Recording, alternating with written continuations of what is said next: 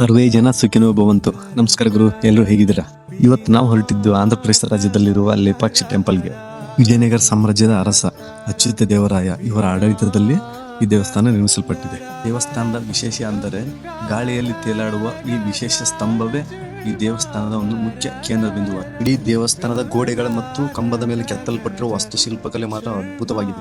ಈ ಸ್ಥಳದ ಮತ್ತೊಂದು ವಿಶೇಷತೆ ಅಂತಂದ್ರೆ, ರಾವಣನು ಸೀತಾಮಾತೆಯನ್ನು ಅಪಹರಿಸಿಕೊಂಡು ಹೋಗುವ ಸಮಯದಲ್ಲಿ ಒಬ್ಬ ಮಹಾತ್ಮ ಸೀತಾಮಾತೆಯನ್ನು ಕಾಪಾಡಲು ಅಲ್ಲಿಗೆ ಬರ್ತಾನೆ. ಅದು ಯಾರೋ ಮಾನವನೂ ಅಲ್ಲ, ದೈವವೂ ಅಲ್ಲ, ಅದು ಕೇವಲ ಒಂದು ಪಕ್ಷಿ.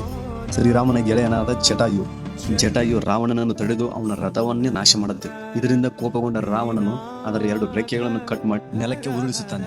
ನಂತರ ಶ್ರೀರಾಮನು ಸೀತಾಮಾತೆಯನ್ನು ಹುಡುಕಿಕೊಂಡು ಇಲ್ಲಿಗೆ ಬಂದಾಗ ಗಾಯಗೊಂಡು ಬಿದ್ದಿರುವ ಜಟಾಯುವನ್ನು ನೋಡಿ ನಡೆದ ಘಟನೆ ಬಗ್ಗೆ ತಿಳಿದುಕೊಳ್ತಾನೆ.